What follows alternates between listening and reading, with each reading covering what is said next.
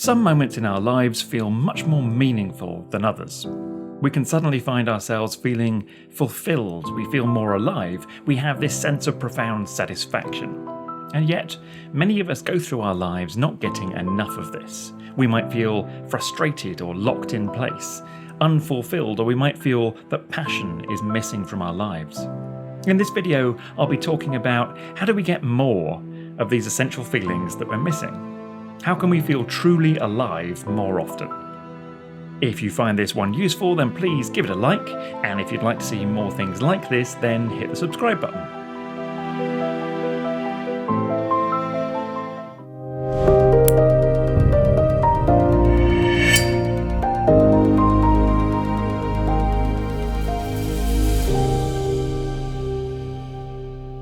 Okay, so fulfillment. Massive topic, lots to talk about, lots to unpack.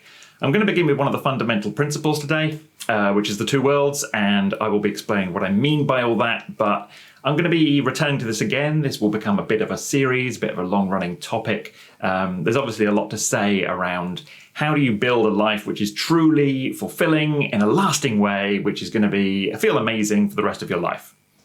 You only get this intentionally. No one accidentally falls into a truly fulfilling life that lasts and feels great every day for the whole of their lives. That's a thing you need to focus on and develop, and it's a major part of personal development. When clients come and see me, sometimes they have something really specific that they want to work on, like they're facing a massive crossroads in their lives and they want help navigating it, or they want to get a promotion at work, or they want to work on their relationship or whatever. But quite often people contact me with a vague sense of unfulfillment. Life just doesn't feel good. Either it did feel good and they've lost it, or it's just never really made them feel alive and feel amazing. And so we work together to unpack what went wrong and what's missing. And over time, I get to watch them, like getting more of that sense of fulfillment and everything feeling more and more amazing over time. So I get to see this pretty much every day. It's a huge privilege of part of the work that I do. And it gives me a lot of insights into where people get lost with fulfillment and with building a fulfilling life. And so, yeah, that's what this series is going to be about. First part today, I'm going to be saying stuff that's going to be familiar to you. On some level, you will know everything that I'm about to say, but we get lost. Either we lose sight of it for days or weeks or years of our lives, and we just need a bit of a reminder, a bit of a wake-up call. So that could be this for you. Or it could be that you're aware of it and you're focused on it, but just a bit of encouragement and a bit of validation that you're not mad, that there's something wrong with you, it's something wrong with our culture, and it's okay to pursue this stuff and work on it in the way that you are. So let's dive into this. I'm going to be talking about the two worlds that we have to live in within our culture. This is a cultural issue. It's not you, it's the world. And I talk to my clients about this quite regularly. So what do I mean? We are, in our culture, required to live in two worlds all the time. One of these worlds is what I'm going to call the synthetic world. It's a series of agreed fantasies between people, and it's really a testament to the power of the human mind that because we all believe this to be true, it becomes true, and it becomes a necessary part of our lives, and mastering that world is essential to our happiness. I'm also going to be talking about what I'm going to call the real world, which is all the stuff outside of that. So let's start with the synthetic world. What do I mean by this? Well, there's a whole bunch of stuff that we just have to do in order to make everything else join up and make sense and make sure that we have security and wealth and prestige and things that are essential in life. Things like going to work. We have to turn up on time to our work. We have to manage our time, therefore, so that we have a chance to get maybe some breakfast before we do our commute or to log in at the right time.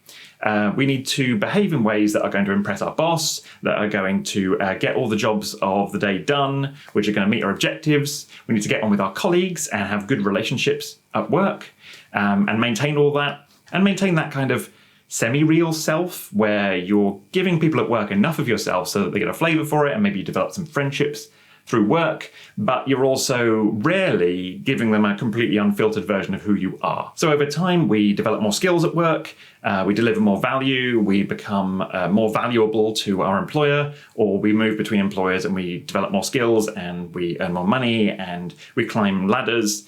And over time, we just become a more valuable member of sort of a team or a workforce or whatever. And we just earn more money over time. We develop our career and we develop our earning potential. So once that money arrives, we've got to decide what to do with it. So then you're planning your spending, you're budgeting, you are deciding how much to invest in your home. So the kind of basics of Maslow's hierarchy of needs, you've got things like shelter and food and warmth and all that kind of stuff. So you're paying your bills and you're paying your mortgage or you're paying your rent. Perhaps you're keeping up payments on debts. Perhaps you are investing or saving money for the future. You're buying the essentials to keep up with your lifestyle. And then occasionally you're splashing out on things. So that could be anything from going for a nice coffee or breakfast with a friend, right up to booking a lovely holiday for yourself. So you're managing your money. If you're a business owner like I am, then you also need to be thinking about marketing and administration and staff costs and staffing challenges in general. You need to be thinking about your schedule. You need to be thinking about opportunities for the future. There's a whole bunch of stuff if you're a business owner. There's stuff around your home. So when you come home at the end of the day and you shut the door, are you proud and happy in the place that you live? Do you look around a bit with a sense of fondness, or do you sort of think, I need to do a bit more here, I need to maintain this place better? Do you want to invest in your home? Do you want to get some new sofas? Do you want to redecorate? Do you just want to make it more beautiful? When people come to visit you, do you have this sense of kind of pride about your home where you show them around? There's the whole world of social media. So are you keeping up with that? Are you in touch with the latest trends? What are the people who you follow saying to you regularly, and how is that influencing you? What's it telling you about places to go on holiday, or ways to dress, or things we're talking about right now, like things that everyone is talking about right now? So keeping up with that and posting on it and making yourself seem the way you want to seem online, that's become a big part of our culture. Personal branding, people call it. So are you keeping up with that? Are you keeping yourself healthy and strong and ready to tackle all these things? So are you fueling your body? Are you going to the gym? Are you healthy enough to be able to do all the other stuff? Are you getting enough sleep? So are you maintaining your physical health so that you can keep up with all the other demands of your life? So these are some of the pillars of the synthetic world. And it's reflected back to us all the time that this is the world. This is the only thing to worry about. Entertainment says it to us. A lot of our education really focused on this stuff. And if you went to anyone in your life who you really trust for advice about how to manage things and make things better and do well in your life, a lot of people would tell you stuff from the synthetic world. And then so many of the conversations that we have with people are just reflecting back to us that the synthetic world is all there is. I mean, when you get to work and you spend the day chatting to colleagues or whoever about your life, we talk about things that are agreed fantasies. We talk about, TV shows that we watch, and we talk about the game that we saw on TV last night, and we bitch about our bosses and all these kinds of things. And that's the world that we operate in. So it can be so easy to just lose yourself in the synthetic world. And so many people do, and it's something that I see in my clients all the time, and it's something that I kind of have to watch out for. That when someone comes to see me and they just sort of say life has lost its fulfillment, its value, its beauty, then one of the things I'm wondering is, are you just lost in the synthetic world? Because it's so easy to do. Everything in our lives just reflects back to us that if you succeed at work and you have a nice home and you save up lots of money and you get a good pension and you look forward to retirement and your wealth is growing, you'll be happy. And to be honest, yeah, you will for a while. For a while, you will be made happy by that world. But it runs out. Every now and again, something else intrudes onto that world and is very destabilizing. This happens around big changes in our lives, so a breakup, or taking your relationship to the next level, like getting married or deciding to have kids, the birth of a child, the death of someone that you really love. All of these things, and many smaller things, just overhearing a conversation which triggers a feeling in you that you didn't expect, or your emotions just kind of behaving in weird ways and not understanding why you feel so sad or so angry or so afraid. All these things intrude on that world. What most of us do then is just squash it down. Ignore those irritations and get back to normal as fast as we can. In his book Die Wise, Stephen Jenkinson talks about death a lot, and he says there's this huge pressure on people who are given terminal diagnoses to just maintain life. Like, there's this real sense of success if you just carry on as normal until you die. And yet, if you thought you were dying, if you knew you were dying, if a doctor told you that you only had so long to live, wouldn't you want that to affect you a bit? Wouldn't you want to try and suck as much as you can out of life, or develop relationships, or whatever it is? But there's this huge pressure to just carry on as normal. So it's very easy to lose yourself in the synthetic world, and people do for years at a time. Some people lose their entire lives in the synthetic world. And if you are, if this is ringing bells for you, if you think, yep, I'm that sort of person, I love my career and it's all I really think about, or even I hate my career, but it's all I really think about, then this can be your wake-up call. And if you're someone who doesn't really get that world, and actually you've never really been able to manage money properly, or your career isn't really going anywhere, or you've never really focused on making your home really nice, or whatever it is, whichever part of the synthetic world, then this is also a reminder that this is important. So much of our self-esteem is created through this. Our actual practical security is provided by this. We live in an industrial culture where our security is provided by how much value we deliver to that culture. So kind of the deal is supposed to be, you work, you do well, you deliver something that society values as, as an important thing, and then you're given in return security and safety and a nice home and rewards, practical rewards. This is important stuff. If we don't focus on this and we don't promote it and we don't excel in this world, then we end up usually stressed, worried about money all the time, not able to keep up with appointments, managing our diaries properly. There's chaos in our lives. It really gets in the way of enjoying the real world. So you kind of have to tick this box. But it isn't life. It's an agreed fantasy that we all live and we're all stuck in, but it isn't life. This thing that intrudes from time to time that I mentioned earlier, that's the real world. Stuff that exists in there is profound, meaningful connections with other human beings or with other living things. Those moments, if you've ever done this, you stare into somebody's eyes and you go through phases of everything feels awkward and embarrassing for a while, and maybe you giggle, but if you keep doing it, you really fall into that experience. You are very present and you have this sense of profound connection with this other human being. And the longer you do it for, you might find that your breathing synchronizes, your heart can even synchronize with their beats. You might feel your heart beating much harder and much faster. It feels very intense. And that's everything from the real world. All of it feels way more intense than the synthetic world. Our emotions all exist within the real world. They are all calling us back to the present moment and to what's real and most important, especially the feelings that were most important to us as a child. That's important here as well, because often the stuff that we are chasing in the synthetic world is the reassurance we needed as a child. Often we're chasing validation, security, reassurance, a reflection back to us that we're doing well. And yet those feelings can only be truly met in the real world where we're in touch with our feelings. We're not chasing after something external. We're with ourselves and we're being present and focused in what's going on. So another thing from the real world is mindfulness. Mindfulness meditation, of course, I go on about it all the time. I talk about it on this channel. I talk about it with my clients. The ability to be present and really hear and really feeling and noticing what's happening. Not planning for the future, not worrying about the past, not stuck in lists, not stuck in a screen. Being present in your body, in your feelings, witnessing your thoughts happening, but knowing that they aren't you.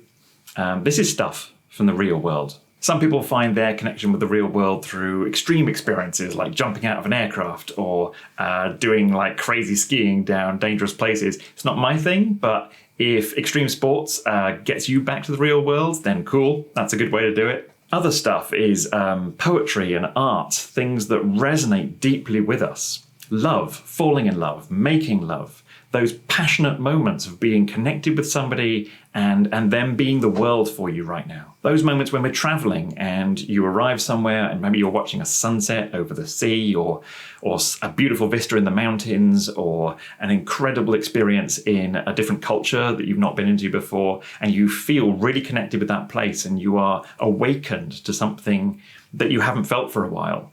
That is the real world. And really any moment of true beauty and wonder and an eye-opening experience, something where you feel like you're here, you're feeling something very intense. This often happens when we're in nature. Nature can be very presencing, and it can remind us what's real. I mean, nature is just out there doing its thing. It has been for billions of years, and we're just in these sterile little boxes living our fantasy lives. When we go back to nature, we're often reminded what's real, what's most important, and often we come back very rested, very awakened, and much more connected to this real world. So these are just some examples, and I hope you're getting a sense for what I mean, that the synthetic world is an agreed set of fantasies that we have to keep up with, that makes everything possible and opens up opportunities for us. But the real world is where life is found, and that's where meaning and fulfillment is found.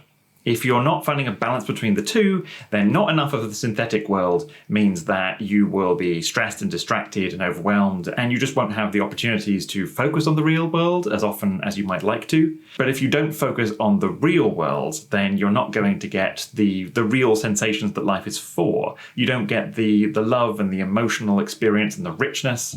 You don't get to be present. You don't get to experience this amazing world and all that it has to offer you. The first time that I remember being kind of introduced to this idea was a movie that I saw as a kid called The Dead Poets Society. It stars Robin Williams. And if you haven't seen it, I'm going to play a little clip for you now. Robin Williams is a school teacher in a prestigious school in America. It's a boarding school, and these boys, exclusively boys, are sent there to be prepared for industry, to be prepared to be the leaders of the future. So they work really hard and they focus on all the things that they will need to achieve in order to be basically just like their fathers. Robin Williams is an English teacher, and he talks to them about passion. No matter what anybody tells you, words and ideas can change the world. Now, see that look in Mr. Pitt's eye? Like 19th century literature has nothing to do with going to business school or medical school, right? Maybe. Mr. Hopkins, you may agree with them, thinking, yes, we should simply study our Mr. Pritchard and learn our rhyme and meter and go quietly about the business of achieving other ambitions. I have a little secret for you. Huddle up. Huddle up!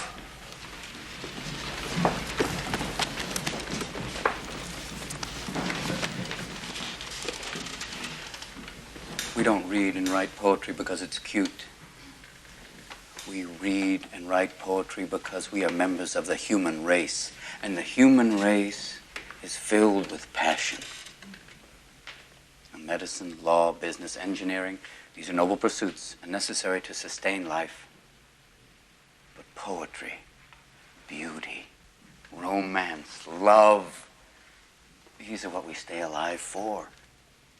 To quote from Whitman, "O me, O life of the questions of these recurring, of the endless trains of the faithless, of cities filled with the foolish, what good amid these, O me, O life?" Answer, that you are here, that life exists and identity, that the powerful play goes on and you may contribute a verse.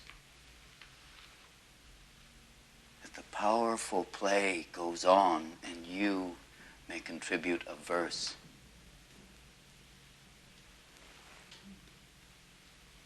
What will your verse be? So what's the takeaway here? Well, it's not that we just need to focus on the real world, and it's not just to focus on the synthetic world. It's about getting the balance right. But really, we get so much validation and reinforcement that the synthetic world is all there is and all that matters. And we stop looking for the things that give our lives real value. And it's a thing I see in my clients a lot. We're going looking for where their sense of fulfillment and joy has got lost. And what we discover is that they've just become lost in the synthetic world. All that they think about is keeping up with the Joneses, keeping up with appearances, making sure that they are doing well at work, that their money is working well. They're ticking all of these boxes that so many people would be impressed by. And of course, that is reflected back, and it feels amazing for a little while to be perhaps wealthy, to be successful, and yet so many important things get lost. So this is just a wake-up for you, or just a reminder and some encouragement for you to consider how is the balance in your life right now between the synthetic and the real. Do you need to become better at the synthetic world? Do you need to become better at organizing your life and succeeding in your career and managing your money and keeping up with your scheduling and your time and all those sorts of things? Or do you need to focus some more on the subtler aspects of life, maturing and growing as a person, getting more out of the experience of being alive, more richness, more value, more meaning, more presence? Are you here? Are you really here throughout your day? Are you getting those amazing wake-up calls from nature, from reality, that give life value and that lead us towards fulfillment? So that's what I hope you can take from this video. If you found it useful, then please give it a like. Leave me a comment. Let me know, how is the balance for you? Are you a very synthetic world person, or are you really strong in the real world and perhaps you need to focus on those, on that scheduling and on your work life? Let me know what you think. Let me know what you're thinking about right now. Let me know how this has hit you. Was this useful for you? What would you like me to talk about next when we're exploring this idea of a fulfilling life? That's everything for today. Thanks for joining me. Take care.